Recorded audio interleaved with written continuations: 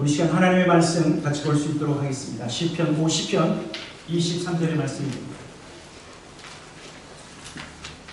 시편 50편 23절의 말씀. 오늘 한 절 말씀인데 우리 한번 이 말씀을 큰 목소리로 같이 한번 읽어보도록 하겠습니다. 시작. 감사로 제사를 드리는 자가 나를 영화롭게 하나니 그의 행위를 옳게 하는 자에게 내가 하나님의 구원을 보이리라. 한 번 더 같이 읽겠습니다. 감사로 제사를 드리는 자가 나를 영화롭게 하나니 그의 행위를 옳게 하는 자에게 내가 하나님의 구원을 보이리라. 아멘. 작년 2022년도 추수감사 주일 드렸을 때가 아주 선명하게 기억이 납니다.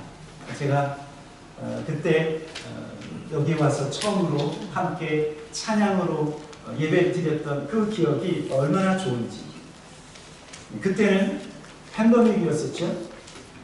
팬데믹 속에서 그래도 우리가 하나님 앞에 감사함으로 예배 드렸는데 올 초에 팬데믹이 끝나고 엔데믹이 되고 이제는 마음껏 하나님을 찬양하고 감사할 수 있는 그런 계절이 되었습니다. 여러분, 추수감사 주일은 구약 성경에서부터 유래한 것을 볼 수 있어요. 구약에 보면 맥추절이라고 하는 것이 있는데 보리의 추수 때 하나님 앞에 감사의 제사를 드리는 그 맥추절이 추수감사 주일의 가장 중요한 유래예요. 그런데 조금 더 직접적인 그런 추수감사 주일의 그 유래는 영국의 퓨리탄 청교도들이 신앙 때문에, 믿음 때문에 핍박받다가 신앙의 자유를 쫓아서 이 미국 땅에 정착하면서 세워진 절기가 무엇입니까? 추수감사 주일. 그때 메이플라워를 타고 왔었던 그 102명의 많은 사람들이요, 첫 해에는 너무나 힘들고 너무나 어려운 환경 속에서 많은 사람들이 고통을 당했어요. 그들은 강풍 때문에, 그리고 눈부라치는 혹독한 추위 때문에 1년이 채 안 되기 전에 많은 사람, 거의 절반이나 되는 사람들이 죽임을 당하고 한 50명 정도만 살 수 있는 그런 열악한 환경이었어요. 없었던 질병과 그리고 식량 부족, 처음에는 이 아메리칸 인디언들이 그들을 냉대하고 환영하지 않았어요. 그리고 들짐승의 위험 때문에 그들의 살 소망이 참 어려웠을 때, 근데 그 다음에 땅을 개간하고 씨를 뿌리고 그리고 추수를 하면서 하나님 앞에 눈물로 감사 제사를 드린 그 역사가 지금의 추수감사 주일의 유래가 되었다고 하는 사실. 여러분, 하나님은 저와 여러분의 모든 삶 가운데 비록 시련이 있는 삶이라 할지라도, 우리가 생각할 때 불만족스러운 그런 환경이라 할지라도 하나님은 불평과 불만이 아니라 하나님은 저와 여러분의 삶이 감사하는 삶이 되기를 원하세요. 감사하는 삶.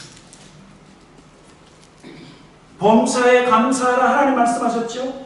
모든 일에 감사하는 그런 삶을 하나님이 원하시는데, 여러분, 그래서요, 감사하기를 원한다. 모든 일에, 슬플 때나 기쁠 때나 힘든 일이나 좋은 일이나 모든 일에 하나님 앞에 감사하기를 원한다고 하면 우리가 무엇을 깨달아야 되냐면, 일상적인 모든 것, 반복되어지는 모든 것에 하나님의 은혜가 있다라고 하는 것을 깨달아야 우리는 하나님 앞에 감사할 수 있습니다.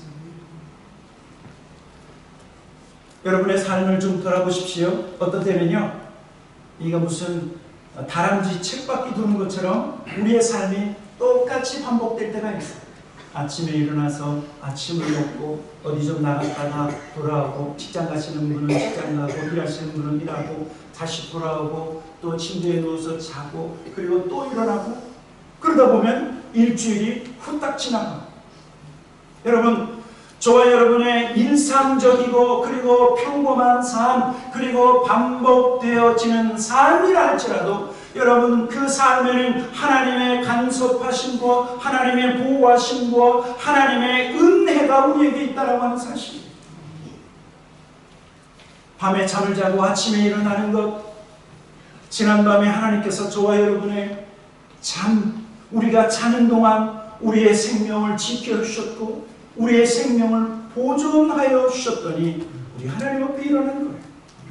아침에 깰 수 있었던 것, 하나님의 은혜. 우리가 아침에 일하러 갈 때 운전하고 쭉 어딘가를 갔다가 저녁에 무사히 집에 들어올 수 있는 것, 하나님의 은혜로 저와 여러분의 차의 앞과 뒤, 좌우, 위아래를 하나님의 눈동자처럼 지켜주셔서 우리가 무사히 집에 돌아올 수 있습니다. 여러분, 이렇게 따뜻한 예배당에서 마음껏 하나님을 찬송하며 마음껏 이제는 그래도 예전보다는 바이러스 걱정 안 하죠. 그렇죠? 다시 코비드가 조금 유행한다 그렇지만 처음에는 그것 때문에 얼마나 두려웠어요. 한번 기침이 나오면 이거 나 때문에 다른 사람 힘들어하는 거 아닌가? 다른 사람에게 전염되면 안 되는가? 제가 팬데믹 중에 제가 가장 두려웠던 게 나 때문에, 저 때문에 이 병균이 다른 사람에게 옮겨져서 여러분들이 만약에 큰 아픔을 겪으면 얼마나 어려워질까? 그게 얼마나 두려웠는지 몰라요. 이제는 마음껏 만나고 악수하고 이제는 허구도 할 수 있잖아요.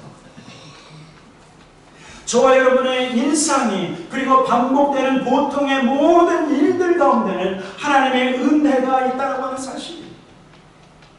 여러분, 그래서요 팬데믹 중에 한국 교회하고 또 특별히 미주 이민교회, 지금도 마찬가지예요. 가장 많이 불려졌던 찬양 가운데 하나가 뭐냐면 모든 것이 은혜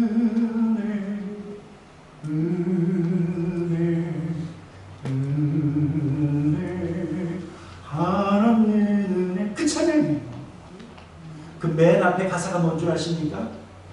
내가 누려왔던 모든 것들이, 내가 지나왔던 모든 것들이, 내가 걸어왔던 모든 순간이 당연한 것이 아니라 은혜였어.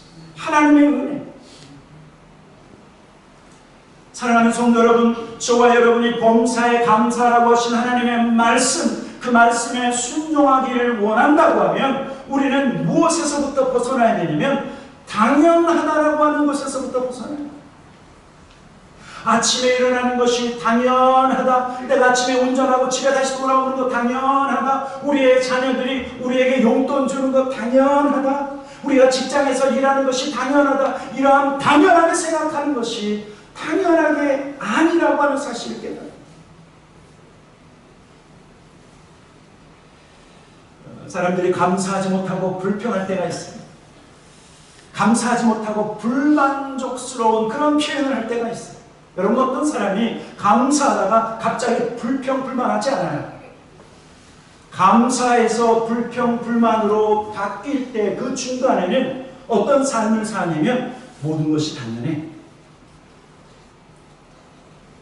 아침, 점심, 저녁 일용할 양식을 하나님이 주심에도 불구하고 내가 밥 먹을 수 있는 게 당연해. 소화가 잘 되는 것 당연해. 먹는 것마다 다 소화 잘 될 것이다. 당연하게 생각해. 그러나 그렇게 당연하게 생각하다가 뭔 마음이 안 들면 그 다음에 뭐 하지? 불평하고 불만족스러워 한다는 거예요. 제가 대학교 때 지금도 생각하면 참 어리석은 생각인데 참 밥을 먹기 싫어했어요. 이해가 안 되시죠? 지금은 얼마나 식욕이 나는지. 그때는 우리 어머님이 밥을 꾹꾹 눌러주시는데 왜 이렇게 원망스러운지, 나는 어떻게 했든지 밥을 안 먹어서 요만한 공기를 줘도 꼭 한 숟가락 두 숟가락을 남겼어요. 꼭 남기는 게 버릇이 됐어요. 꼭 그런 자녀 있죠, 그렇죠? 아주 그냥 못된 자녀라서 저같이 꼭 남겨. 그래서 어떤 생각했냐면 그때 우주인들 우주인들은 달에 가면 어딜 가면 그러면 무슨 알약을 밥 대신 알약을 먹는다고 하는데 혹시 알약을 대신 먹으면서 밥을 안 먹을 수는 없지 않을까? 그런 고민까지 있어요. 그러다가 군대를 가고 제대를 했는데 하나님이 저를 콜링하셨어요. 1년을 버티다가 기도원에 들어갔는데 그때 제가 처음이자 마지막으로 열흘 동안 금식했어요. 금식. 그러고 이제 열흘째 돼서 집에 돌아왔는데 열흘 밥을 안 먹으면 열흘 동안 죽을 먹고 이렇게 위를 잘 달래야 돼. 그걸 보식이라고 얘기하는데 우리 어머님이 그때 하얀 쌀죽을 해서 저한테 이렇게 해주셨고 그리고 그때가 여름이어서 동치미 국물을 이렇게 해주셨어요. 제가 숟가락으로 그 흰 쌀죽을 딱 푸서 입에다가 탁 집어넣고 그리고 그때부터 제가 닭똥 같은 눈물을 흘렸어요. 20대 젊은 청년이 열흘을 굶었어요. 10kg가 빠졌어요. 그러면 몇 파운드 빠진 거죠? 20파운드 넘게 빠졌어요. 그런데 그 흰 쌀죽을 입에 집어넣는데 눈물이 막 쏟아집니다. 첫 번째 무슨 생각이 들었냐면 내가 살아있으니까 밥을 먹는 거예요. 저 열흘 동안 죽어 있었던 거지. 살아있으니까 밥을 먹는 거예요.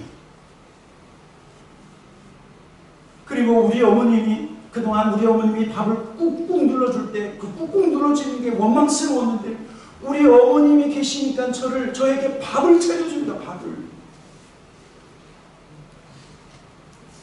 여러분 제가 그때 생각이 바뀌기 시작했어요.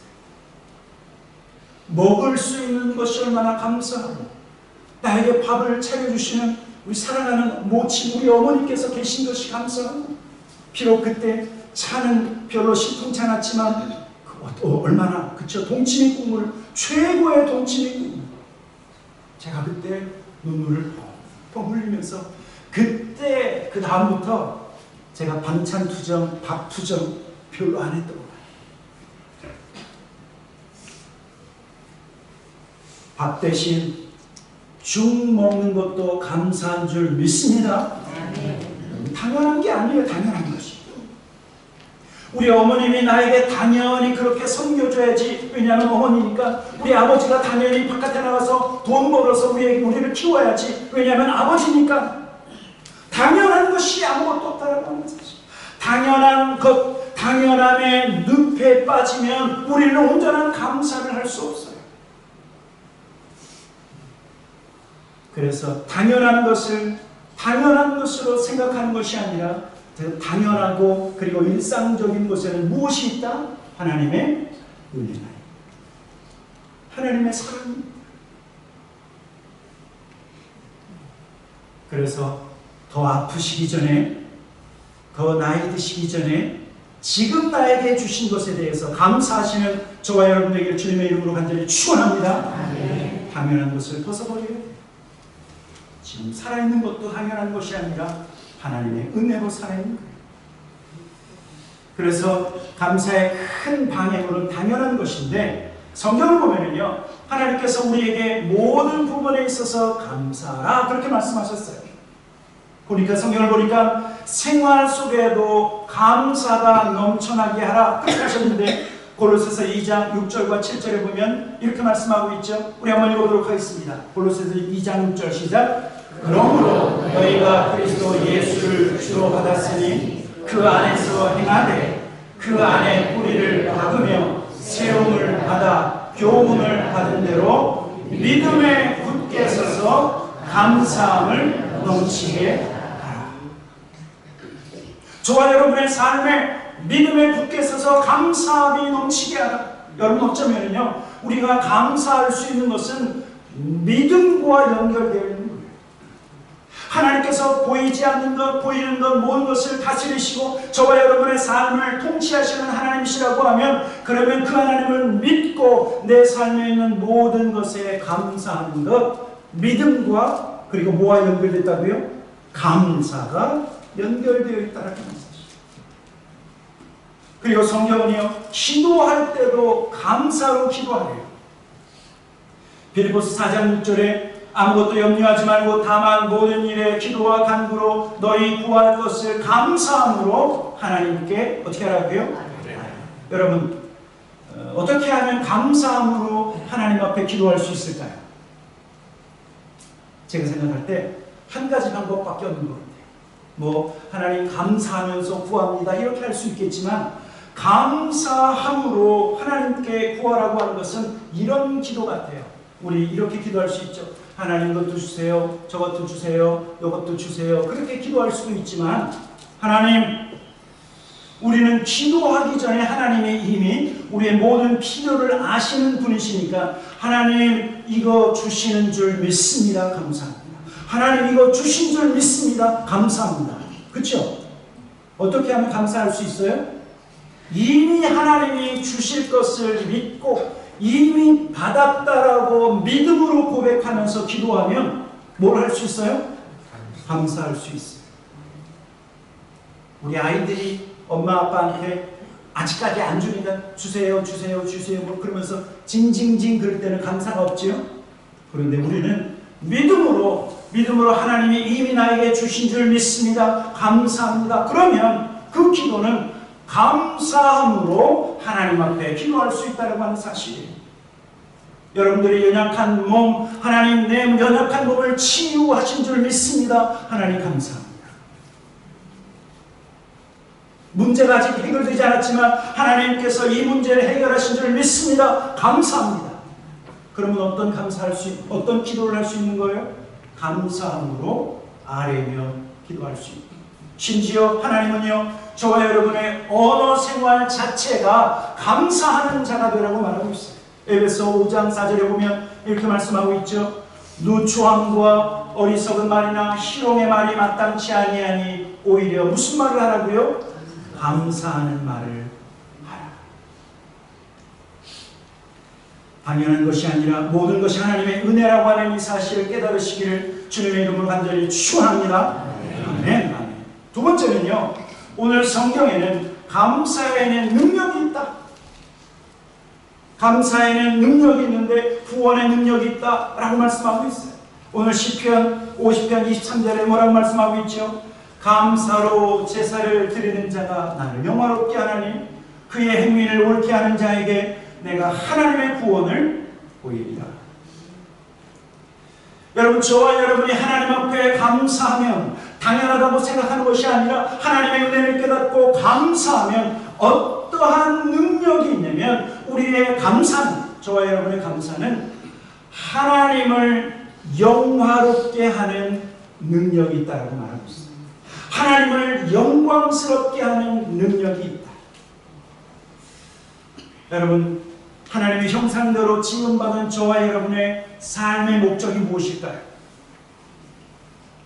인생은 나그네 길, 어디서 왔다가 어디로 갈 것인가?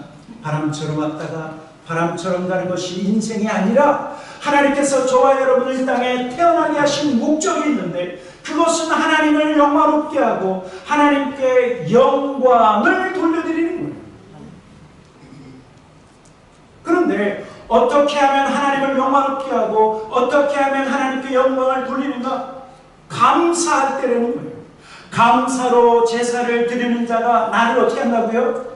나를 영화롭게 한다. 감사로 하나님 앞에 나아가는 자가 하나님께 영광을 돌린다라고 말하고 있습니다.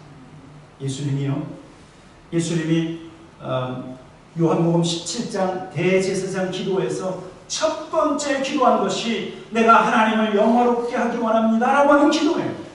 요한복음 17장 1절, 예수께서 이 말씀을 하시고 눈을 들어 하늘을 우러러 이르시되 아버지여 때가 이르렀사오니 아들을 영화롭게 하사 아들로 아버지를 영화롭게 하옵소서. 예수님의 첫 번째 대제사장이신 예수님께서 첫 번째 기도가 하나님 나를 영광스럽게 하셔서 나로 말미암아 하나님을 영광스럽게 하옵소서. 하나님 나를 영화롭게 하셔서 내가 아버지 하나님을 영화롭게 하옵소서. 그 기도가 첫 번째 기도입니다. 그것을 위해서 예수님은 이 땅에 보내심을 받았기 때문에.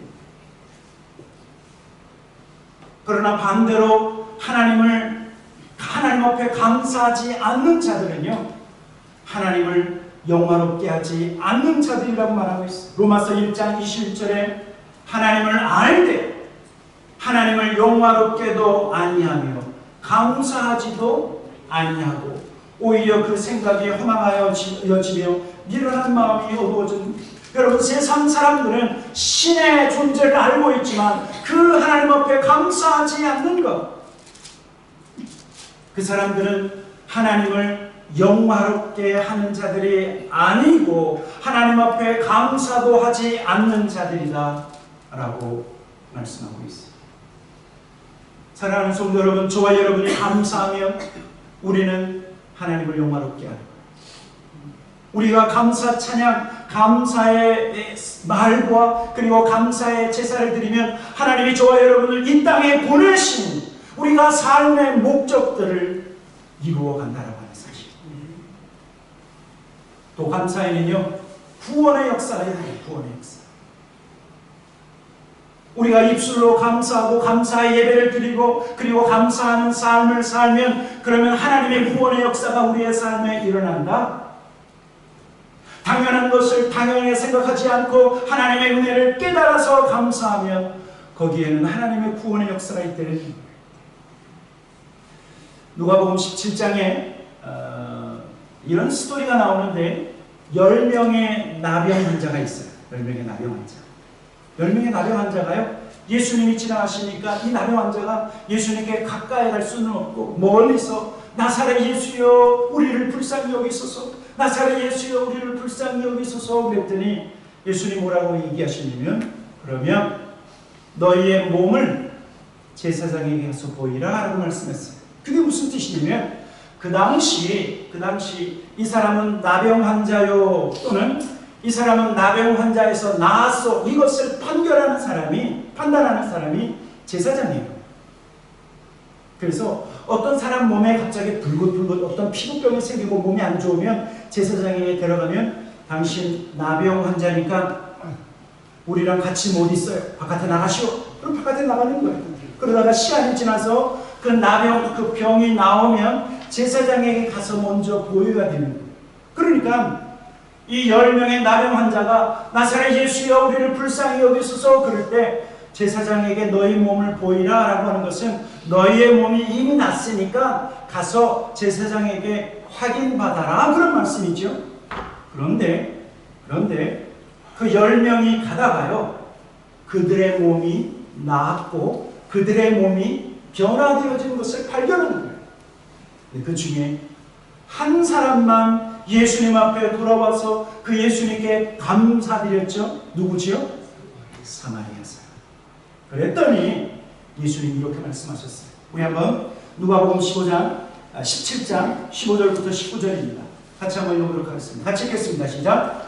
그 중에 한 사람이 자기가 나온 것을 보고 큰 소리로 하나님께 영광을 돌리며 돌아와 예수의 발 아래 엎드려 감사하니 그는 사마리아 사람이라.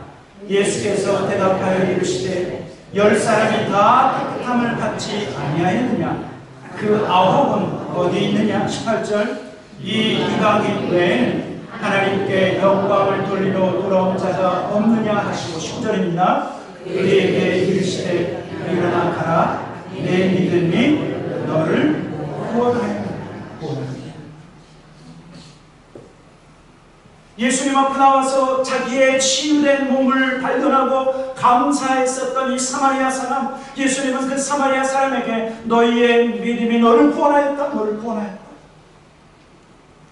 여러분, 하나님께서 저와 여러분에게 베푸시는 구원이 무엇입니까?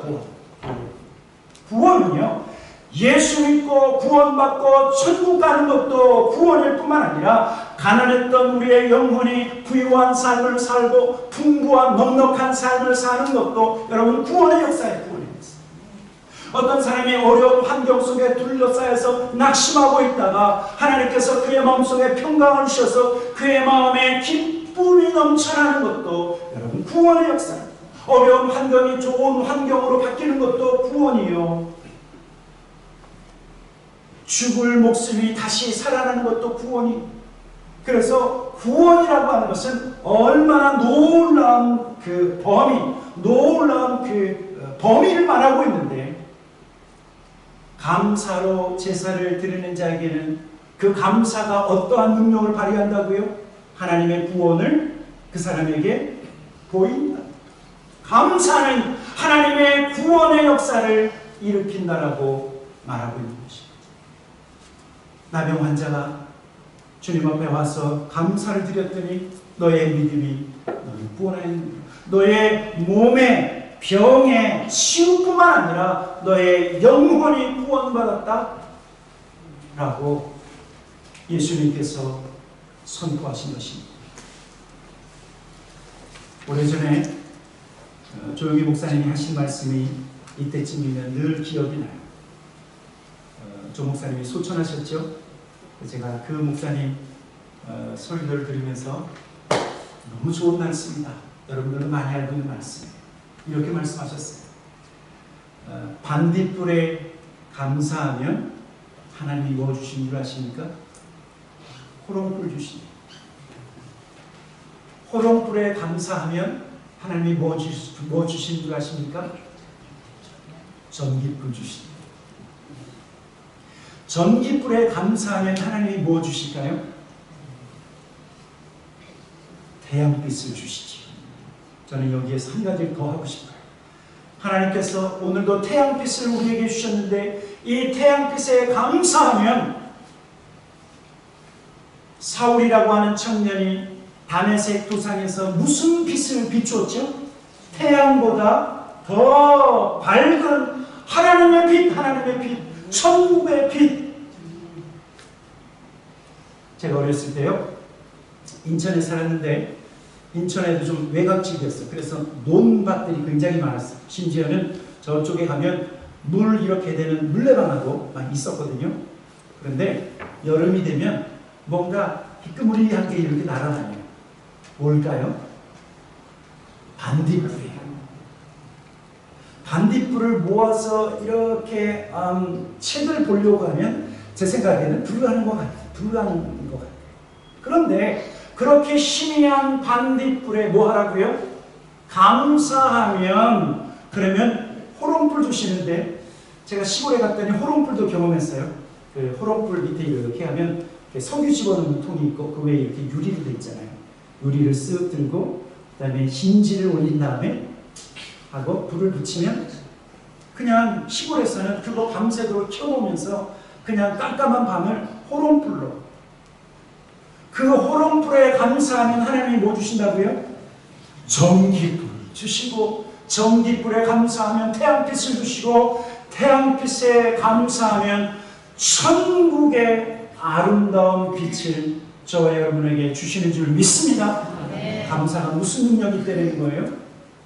하나님이 저와 여러분의 삶에 더 풍성하고 더 영광스럽고 더 하나님의 그 구원의 놀라운 역사를 일으키는 것이 바로 감사라고 말하는 것입니다.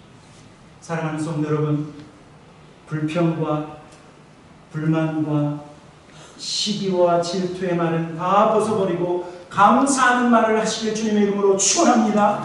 감사로 제사를 드리며 하나님을 기쁘시게 하고 하나님의 구원의 역사를 경험하시는 저와 여러분 되기를 주님의 이름으로 다시 한번 축원합니다. 아멘. 같이 기도하도록 하겠습니다.